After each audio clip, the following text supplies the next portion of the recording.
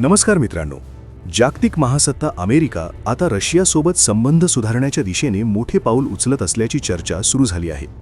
ब्लूमबर्गच्या एका रिपोर्टनुसार जागतिक जिओपॉलिटिक्स आणि अर्थव्यवस्थेची दिशा बदलू शकते. विशेष म्हणजे रशिया पुन्हा अमेरिकन डॉलर प्रणालीकडे वळू शकतो असा संकेत मिळत आहे. जर हे खरे ठरले तर गेल्या काही वर्षांपासून सुरू असलेल्या डी-डॉलरायझेशनच्या मोहिमेला मोठा धक्का बसू शकतो. आजच्या या व्हिडिओमध्ये आपण समजून घेणार आहोत अमेरिका रशिया संभाव्य आर्थिक भागीदारी म्हणजे काय, जागतिक अर्थव्यवस्थेवर त्याचा काय परिणाम होऊ शकतो आणि या सगळ्यात भारत कसा एक दूरदृष्टी असलेला देश म्हणून समोर येतो. रशिया पुन्हा डॉलरकडे. 2022 मध्ये युक्रेन युद्ध सुरू झाल्यानंतर रशियाला जागतिक पेमेंट सिस्टम स्विफ्टमधून बाहेर काढण्यात आले. त्यानंतर रशियाने डॉलरवरील अवलंबित्व कमी करण्यासाठी चीनचा युआन आणि भारताचा रुपया वापरणे सुरू केले. भारताने मोठ्या प्रमाणात सवलतीच्या दरात रशियन कच्चे तेल विकत घेतले आणि त्याचे पेमेंट अनेकदा रुपयांत किंवा डॉलर व्यतिरिक्त चलनात झाले. परंतु आता बातमी अशी आहे की अमेरिकेसोबत शांतता चर्चेचा भाग म्हणून रशिया पुन्हा डॉलर पेमेंट सिस्टममध्ये सहभागी होण्याचा विचार करत आहे. $12 ट्रिलियन संभाव्य डील.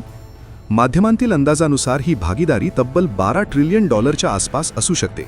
यात समावेश आहे सायबेरियन गॅस फील्ड्सचा संयुक्त विकास, ऑफशोर ऑइल प्रोजेक्ट्स, नैसर्गिक वायू क्षेत्रातील गुंतवणूक, पेलेडियम आणि निकेल सारख्या खनिज संसाधनांपर्यंत अमेरिकन कंपन्यांना प्रवेश, आर्टिफिशियल इंटेलिजन्स आणि न्यूक्लिअर एनर्जीमध्ये सहकार्य.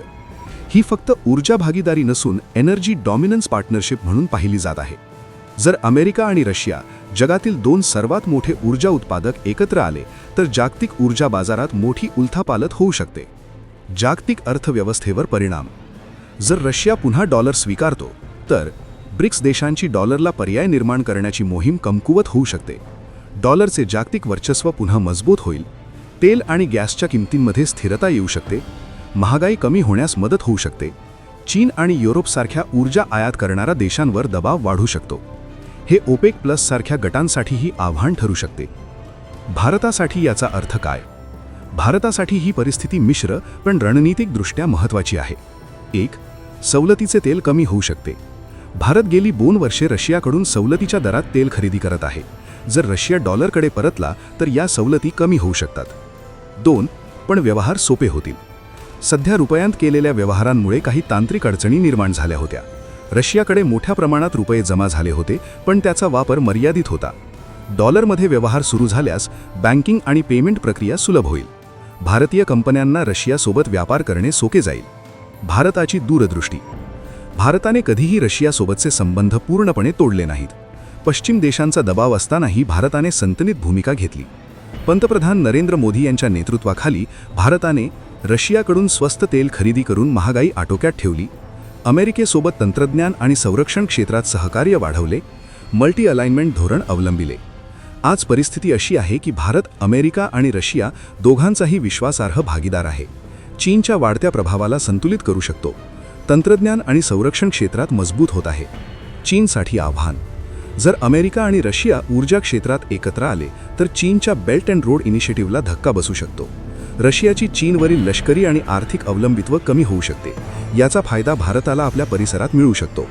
युक्रेनची परिस्थिती. या संभाव्य भागीदारीचा सर्वाधिक दबाव युक्रेनवर येऊ शकतो. जर अमेरिका आणि रशिया जवळ आले तर युक्रेनवर शांतता करारासाठी दबाव वाढू शकतो. नाटो सदस्यत्वाचे प्रश्न गुंतागुंतीचे होऊ शकतात. अमेरिकेची लष्करी मदत कमी होण्याची शक्यता. या सगळ्या बदलत्या जागतिक परिस्थितीत भारतासाठी मोठी संधी आहे. ऊर्जा, तंत्रज्ञान, संरक्षण, डिजिटल पेमेंट्स आणि आंतरराष्ट्रीय व्यापार या सर्व क्षेत्रात संतुलित धोरणामुळे भारत पुढील दशकात $10 ट्रिलियन अर्थव्यवस्थेकडे वाटचाल करू शकतो. मित्रांनो, जग बदलत आहे. सत्ता समीकरणे बदलत आहेत. जुने शत्रू भागीदार होऊ शकतात आणि या सगळ्यात भारताने घेतलेली संतुलित, स्वायत्त आणि व्यावहारिक भूमिका त्याला जागतिक स्तरावर एक निर्णायक शक्ती बनवू शकते. तुमचे या विषयावर काय मत आहे? अमेरिका रशिया भागीदारी जग बदलणार का आणि भारत खरोखरच या परिस्थितीत विजेता ठरणार का? कॉमेंटमध्ये नक्की सांगा. व्हिडिओ आवडला असेल तर लाईक करा, शेअर करा आणि चॅनलला सबस्क्राईब करायला विसरू नका. जय हिंद.